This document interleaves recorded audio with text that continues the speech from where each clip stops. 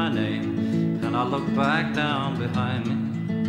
With hair like the ripened wheat she came, sure as the west wind to find me. Just for a moment I wished my life to see our friends all around us. And I turned to her, but I held my breath in the far Norwegian mountains. For there we stood, two children of spring, as everything seemed to be gleaming. Her looking breathless, clean out of my mind, me with my crazy dreaming. To think of my friends underneath the same roof, in one common destination, when all we do is remain aloof, like we have no close relation.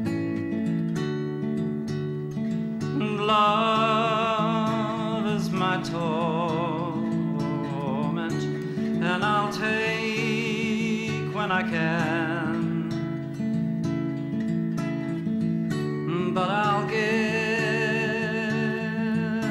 in the moment when you are my woman and I am your man.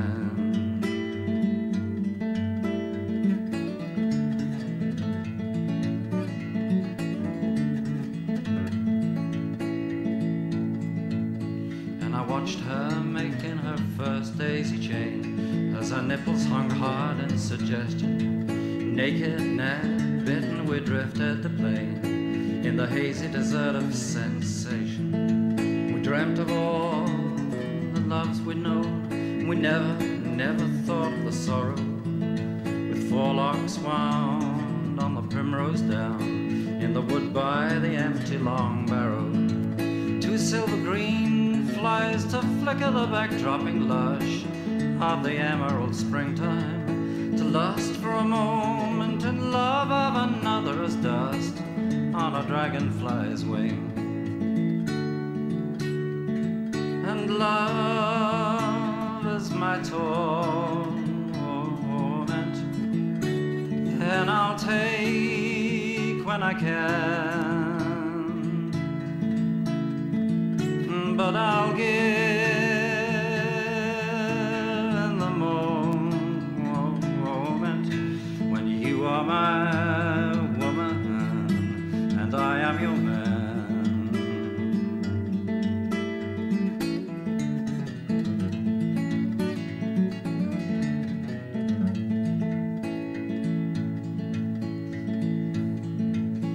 The black cap sings and the forest rings, the nettles tall around me, with shafts of sun and moving things, and poems fast and slowly, and fantasies of luscious thirst for new lust and fresh waters to seek it, like diamonds set in realities of skies drawn back in secret.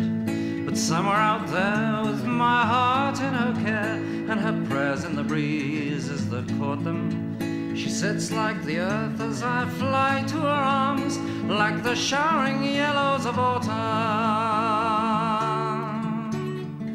And love is no torment, for we'll give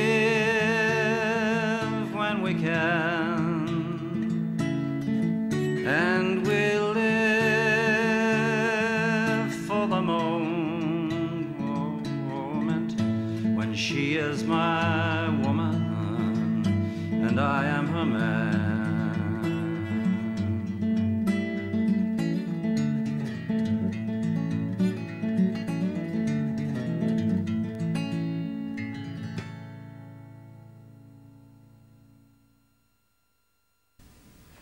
Wonderful stuff. That was Commune from the man who inspired Jimmy Page to write Hats Off to Harper.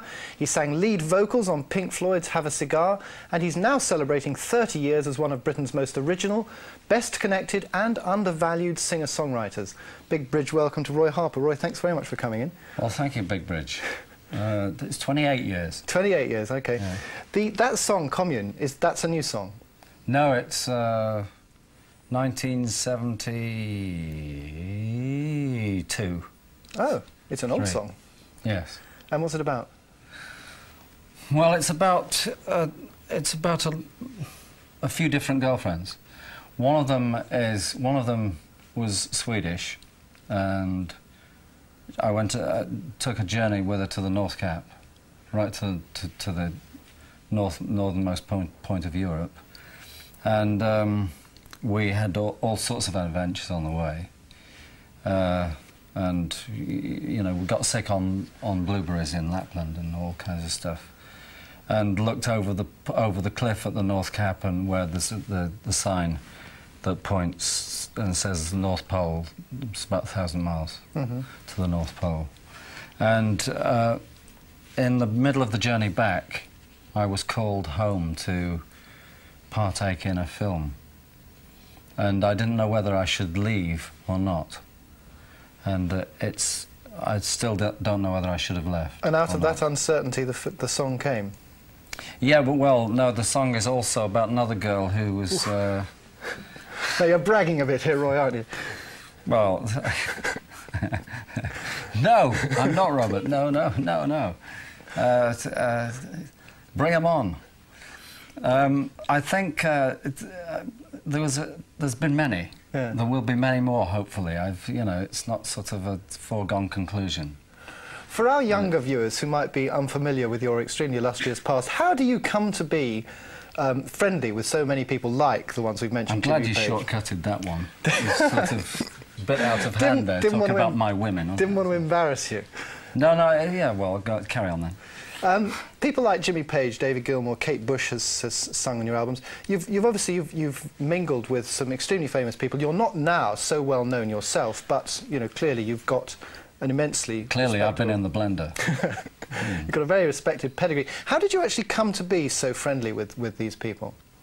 I think it's different courses, different horses. I think Robert was a fan when he was 16, 17. Robert Plant? Yeah. So that was easy. He got on a stage with me at Dudley Town Hall when he was 17. Oh, right. And he couldn't do a blind thing, but it was...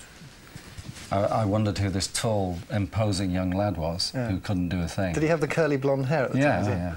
Wow. And I got to know Jimmy through Robert, of course. And I grew up with the Pink Floyd because we had the same manager. When Dave was in his teens. I don't think he can remember that far back. I don't think I can either. And Kate's brothers played my music. Yeah. She grew up with my music. Yeah. So, you know. And you were very much a sort of product of the British folk scene of the 60s in the first instance. I was a product of my own mania. I was a sort of grammar school dropout, beatnik. Yeah. I travelled on my thumb to the length and breadth of Europe, and I was anything but British, really. I mean, I am manifestly. You know, I know an awful lot about the Brits, but I've earned money on the streets in Milan, Rome, Stockholm, Copenhagen. A lot of money I've earned in Copenhagen on the street, and you know, run dope from Morocco to Stockholm. You know, done all sorts of things like that. East to west as well. Got stopped on the Syrian border because they wanted 3 pints of blood, and I don't have 3 pints of blood. Look. When was this? 60 plenty. 60 plenty, right. And the folk scene, the British folk scene of the 60s, which obviously influenced Robert Plant and to a certain extent David Gilmour, how did that change when the 70s came around and the bands got bigger? Well, my first influences as a kid came through Lonnie Donegan. And that might sound really odd, but I think that's where a lot of us started. Because what a lot of us did was to refer to the writers of the songs that he was singing. And the writers of the songs, in my particular, what the songs I went for were Southern Country Black Blues. So that I then began very quickly, as like a 13, 14-year-old, began to listen to things like Leadbelly, Sonny Terry, Brownie McGee, and Josh White, and people like that. And I'd learnt those songs, and I was singing. When I first started to sing songs, I was singing things like St James Infirmary, and then I got into Woody Guthrie, and also into Cisco Houston and Pete Seeger and people like that on the white side of things, and it all became mixed up. And I was writing poems at night. I was singing on the street in the day, writing poems at night. And it wasn't until I was about 21 or 22 that I combined the two of them. Mm. And I think that I was more influenced by John Keats than by... You see, a lot of us boys that were listening to that stuff then, like I suspect Eric, and Jimmy as well, went up to the urban stuff, the Chicago things, Muddy Waters and, you know, that whole urban blues thing. Oh. But whereas I'd stayed with the more acoustic, folky, Are you glad you did that stuff? That you stayed acoustic? Well, it's not a case of being glad. It's a predisposition. I think I was always more wordy than I was into. Of course, I was into rhythm. Of course, it was important. It was the rhythmic side was very important. But for me, the lyrical side was always more important. Mm. And what happened to me was is the same as all of us. What happened to us was that we anglicised North American folk music and re-exported it to North America. And you're still doing it, Roy. You're in the middle of a tour. I'm afraid we've got to leave it there. The tour is carrying on almost till Christmas, I think.